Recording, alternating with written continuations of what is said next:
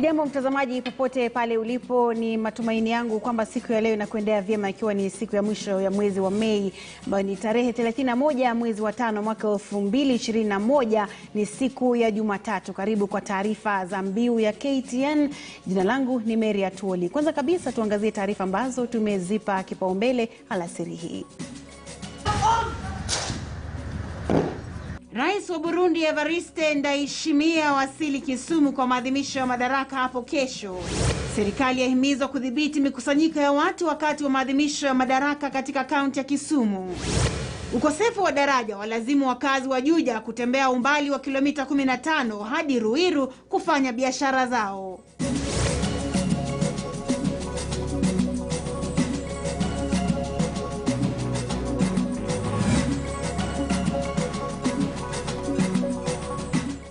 Na mtazamaji, karibu kwa taarifa kamili.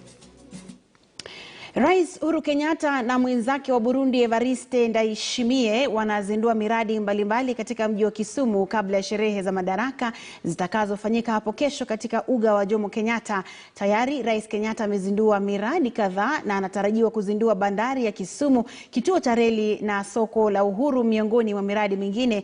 Wananchi wamekusanyika barabarani tangu majira ya asubuhi ili kumlaki Rais Kenyatta.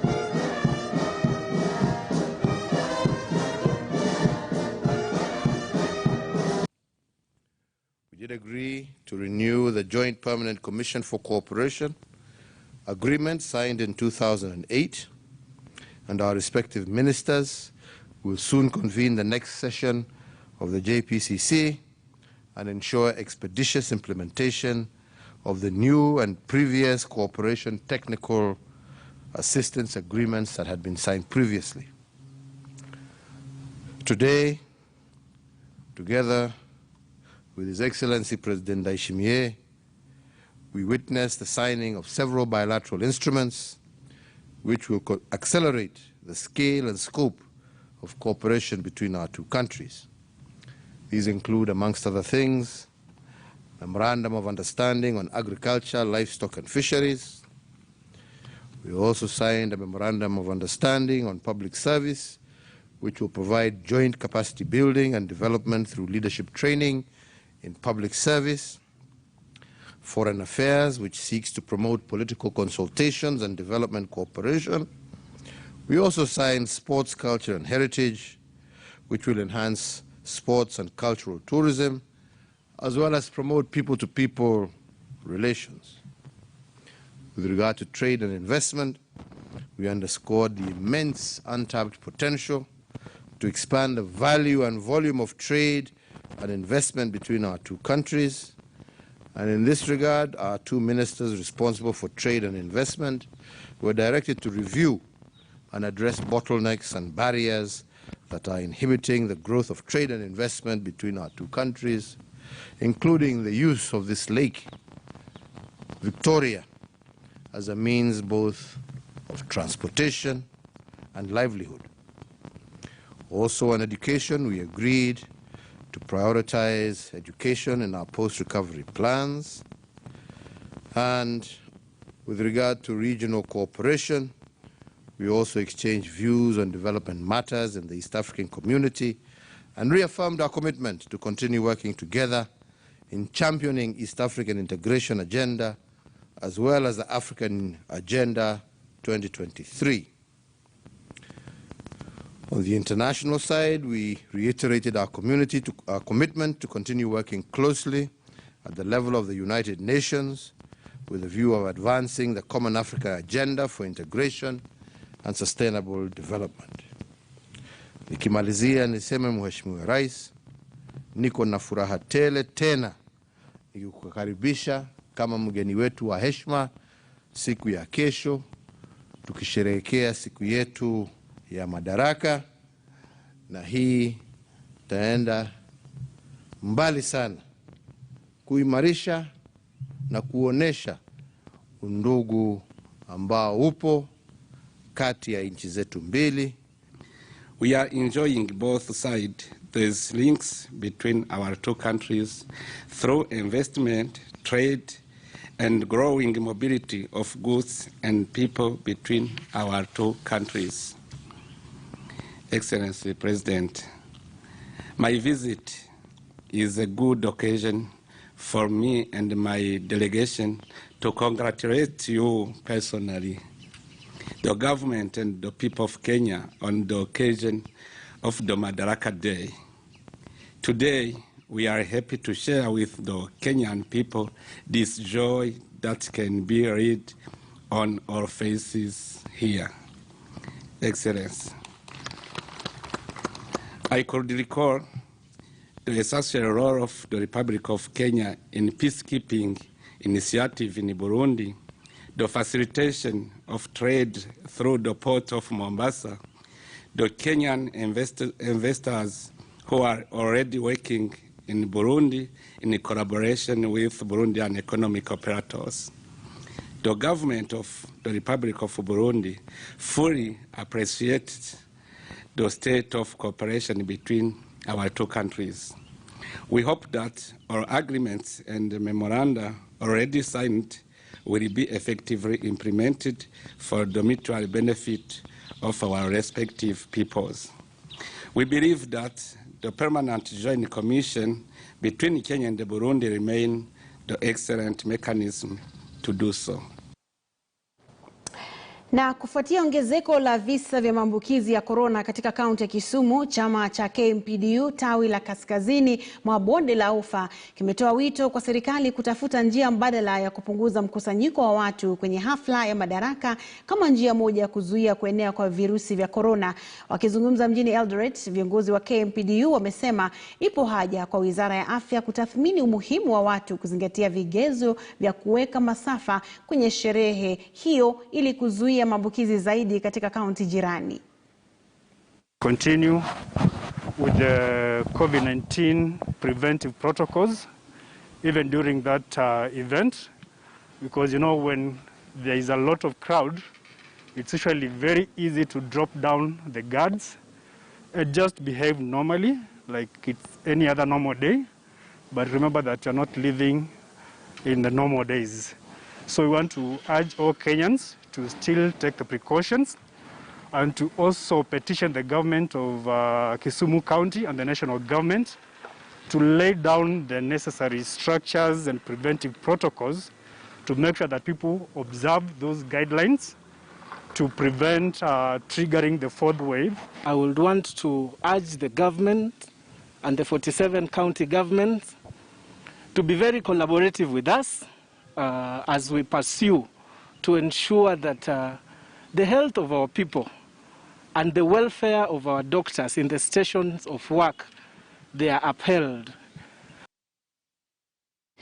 Na wakazi wa kijiji cha Murera eneo bunge la Juja kaunti ya Kiambu wanaofanyia biashara zao katika maeneo ya Ruiru wanalalamikia ukosefu wa daraja la kuwavukisha hadi Ruiru. Hali hii inawafanya wafanyabiashara hao kutembea mwendo wa kilomita 15 ili kufika eneo la Ruiru. Kwa sasa wakazi hao wanaomba usaidizi kutoka kwa serikali ya kaunti ya Kiambu iwajengee daraja hilo, kwani wanasiasa hulitumia kila wakati wa uchaguzi kuendeleza kampeni zao.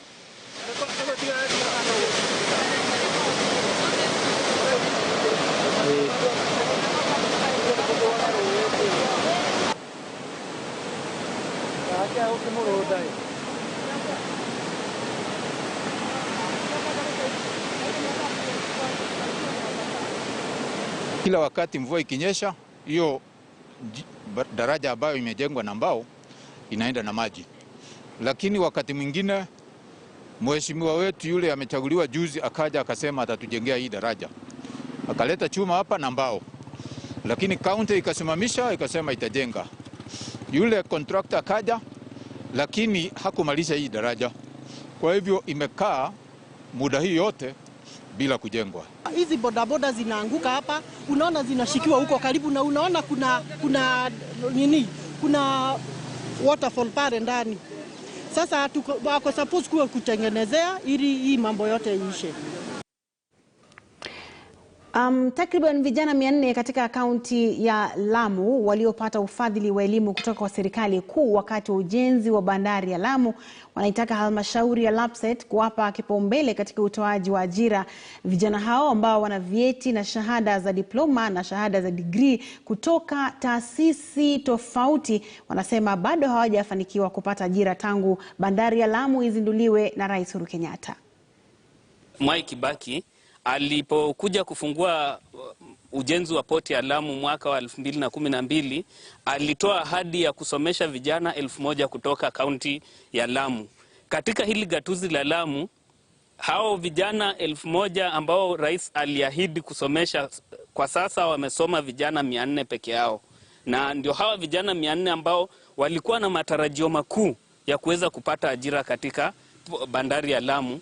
Ila sasa baada ya bandari kufunguliwa hatujaona hata baadhi yao wakichukuliwa. Hizi hapa ni CVs za wanafunzi ambao tumefanya hizi courses. Hizi CVs zote ziko na recommendations ya zile kazi ambazo tulienda kusomea. Na ikawa plan ni kwamba sisi tuende tufanye attachment na internship ndani ya port. Na almost 80% tumefanya attachment yetu ndani ya port na ndani ya bandari ya Mombasa na ingine huko Lamu. Kwa hivyo hizi skills tuko nazo na tulifundishwa. Mimi najili kwa sababu ya promise ambayo Kibaki alitoa tupate kazi pale, ndio tukafanya hivyo. Na imekuja ni kuwa kwamba wale ambao walikuwa wanachukuliwa kazi pale, tukizungumza na officials wa KP wanasema we are not part of Lapset. Lapset ni tofauti na KPA. Lakini angalia kwamba wako na mutual agreement ya kwamba wanaweza wakatuabsorb pale bit by bit. Si wote tunajua kazi bado zinaendelea zikiongezeka namna poti inapoendelea kupanuka. Kwa hii bath 1, bath 2 na bath 3 wanaweza kuabsorb, tukaingia ndani tukafanya zile kazi ambazo tumekuwa tukizifanya. Dockers walichukuliwa juzi na tulipeleka dokumenti zetu, lakini zile kwa kando.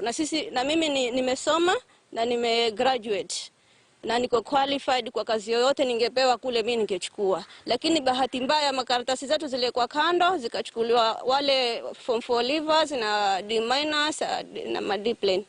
Kwa hivyo nasikitika sana, na nataka kumwambia Mheshimiwa Rais Uhuru Muigai Kenyatta asikie kilio chetu.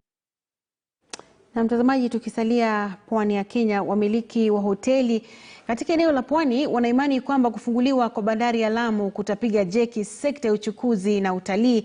Hii ni kufuatia hasara kubwa ambayo sekta hiyo imekadiria tangu kuzuka kwa janga la corona. Kuna matarajio kwamba bandari hiyo itaweka taifa la Kenya katika nafasi nzuri ya kuwa kituo kikubwa cha wasafiri ambao wanatumia meli za utalii.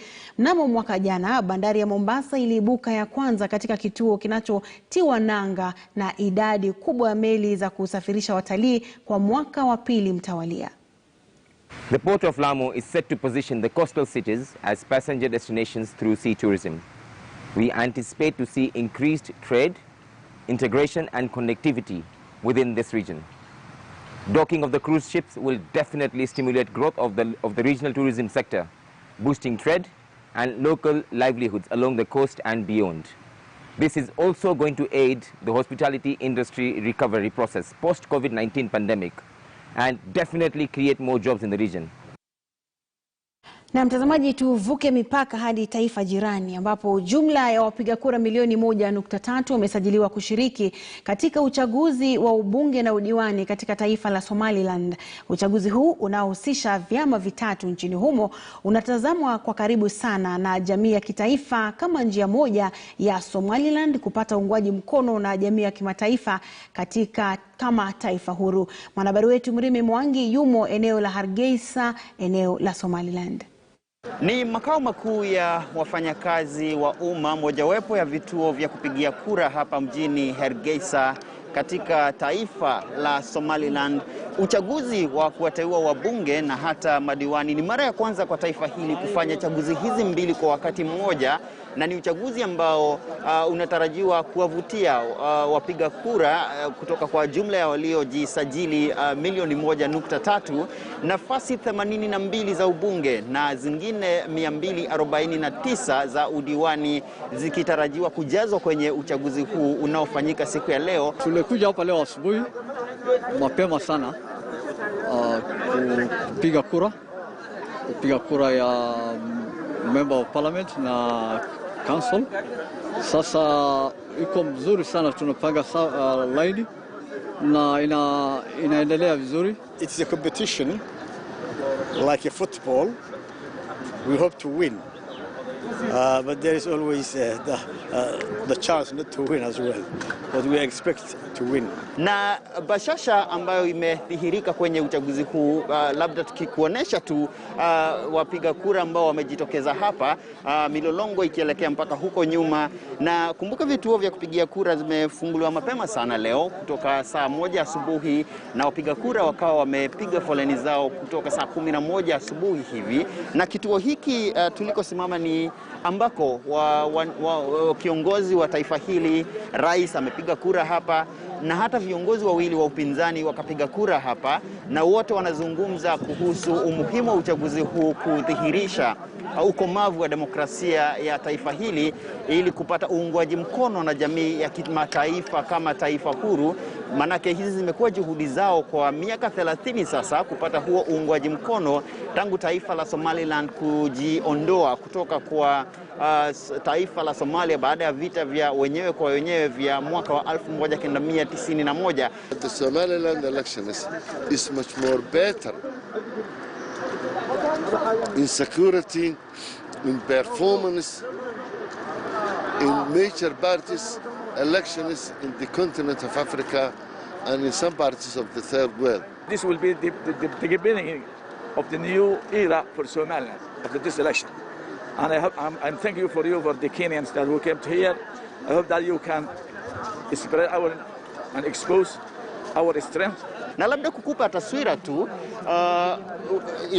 jinsi walivyojitokeza, labda upande huu ni wapiga kura wa kiume na upande huu mwingine ni wapiga kura wa kike, na ukitizama wapiga kura wa kike tayari wamesalia wale. Manake awali leo walikuwa wamefika huko mwisho na waliosalia ni wale, na kuna juhudi za kuhakikisha kwamba wanaoishi na ulemavu na hata wale wakongwe wanapatiwa fursa ya kwanza kupiga kura, wengine wakisalia hapa, na wanachofaa kukitoa wakati wakienda kupiga kura ni kitambulisho, identification. Anyone with an identification, we just show how.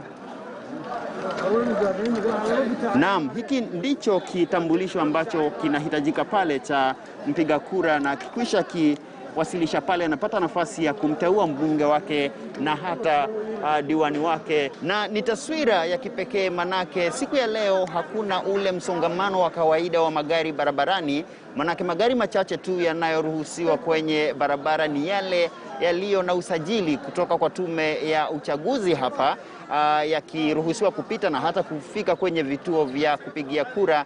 Uchaguzi wenye umuhimu sana ikizingatiwa kuwa taifa hili litakuwa likifanya uchaguzi wa urais mwaka ujao. Jina langu ni Murimi Mwangi nikiripotia KTN News kutoka Hargeisa, Somaliland. Asante sana Murimi Mwangi.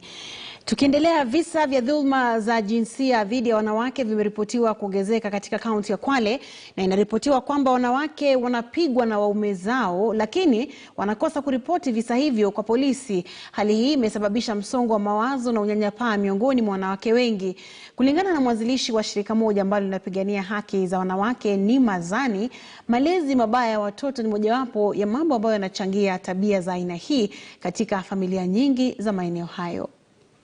Endelea katika community yetu, na hata kama hatuliongelei sana kwa sababu tunaona mambo kama haya ni mambo ambayo tunafaa kujadili nayo ama tudili nayo kinyumbani, lakini haya bado ni mambo ambayo yanaendelea, na sheria sasa inasisitiza kwamba haki za kila mmoja, mtu yote ambaye amedhulumiwa lazima apate haki yake. Ile muongozo ambao mzazi atapatia mtoto, whether akiwa peke yake ama wakiwa wawili, unachangia sana vile mtoto ataishi katika maisha yake ya baadaye. Na unajua pia we can be looking at the parenting, lakini pia tusiache masuala ya drugs, yeah, na substance abuse, masuala ya violent extremism. Yote haya ni masuala ambayo yakichanganywa yanachangia sana katika ukosefu wa nidhamu katika familia na inachangia katika masuala ya unyanyasaji wa kijinsia. Tunajaribu kuhamasisha kila mmoja kwamba hii mambo ya gender based violence si kitu tunafaa kuendelea nayo. Kuna mambo mengi mtu anaweza fanya. Hata kama umepoteza kazi kwa sababu ya COVID, kama una kazi, kuna biashara nyingi mtu anaweza fanya. Kuna pesa za affirmative action fund, wamama wameambiwa wafanye, wachukue hizo pesa wafanye biashara. Sababu sana ukiangalia ugomvi za nyumbani utapata baby sababu ya fedha. Jukumu letu katika campaign hii sana ni create awareness kwamba kule chini mashinani, nationally ama kwa county yetu kwa ujumla ama county zetu, je, watu wanajua kuhusu unyanyasaji wa kijinsia? Unyanyasaji wa kijinsia una vigezo vingapi? Na ni haki kwa wanafunzi wote walio katika shule za umma kupata sodo kutoka kwa serikali. Haya ni kwa mujibu wa mwakilishi wa kike katika kaunti ya Nairobi, Esther Passaris. Passaris aliyesema haya alipohudhuria ukumbusho wa janga lililokumba shule ya msingi ya Precious Talent iliyoko eneo la Dagoretti. Itakumbuka kwamba jengo la shule hiyo liliporomoka miaka 2 iliyopita na kusababisha vifo vya wanafunzi 8. Yes. Position ya mama hapa. Back on its feet. We know that the government provides sanitary towels strictly to public schools. We have private schools like this one. We've got community-based schools where our girls are most vulnerable and they do not have access to sanitary towels. So we're very grateful to the donors, and under GAF we also provide sanitary towels to bridge that gap. But I believe that there's a lot more that needs to be done to our most vulnerable children, and giving them this education, this prep talk today will also enable them be able to understand that there is no shame in having your menstrual. And then we also have to talk about teenage pregnancies and empower the girls so that they know how teenage pregnancies happen and what can they do in case they've been abused or defiled. Our CS Magoa has done his best to ensure that the school reopen with the other school. Early this January, he came personally, inspected the school, advised us on the way to do some improvement, and we have done it. And we are very happy for the president and his government. Ukosefu wa sodo na mahitaji mengine muhimu kwa mtoto wa kike umesababisha idadi kubwa ya wasichana kusitisha masomo yao katika eneo la Nambale katika kaunti ya Busia. Aidha, wasichana wengi hulazimika kutafuta jinsi ya kupata sodo kutoka kwa wanaume ambao huwashawishi kuwa na uhusiano wa kimapenzi nao, jambo ambalo limechangia katika ongezeko la mimba za mapema. Kuna arts na sciences, ndio? Sanitary towels. Hatuna enough of it. Hasa unaweza kuwa maybe kama umebaiwa na mzazi wako, imeisha. Hiyo sitakuwa next imeisha, utamwambia, anakuambia sina pesa. Sasa hiyo ndio inaleta causes nyingi za early pregnancies inatokea hapo. Maybe utaenda upate mtu akufanyia kitu mbaya ndio upate pesa hapo hivyo. Sasa hiyo ndio inatukumba most of girls. These girls are being exploited by villagers or by other people who are not in school, or even their boyfriends who are also in school, because they cannot afford sanitary towels. And when you get, some of them tell us, anapewa sanitary towels in exchange for sex. So when they're trading their selves, they're trading their hygiene, or let's say they're trading their bodies in exchange for sex, they get these sanitary towels.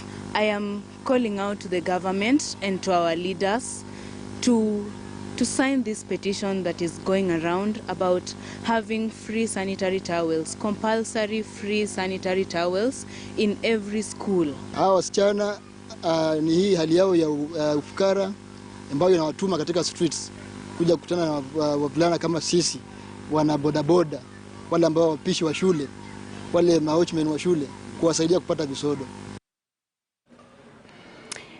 Na mtazamaji, tupate mapumziko mafupi mno na kisha nitarejea na taarifa zaidi, usiende mbali.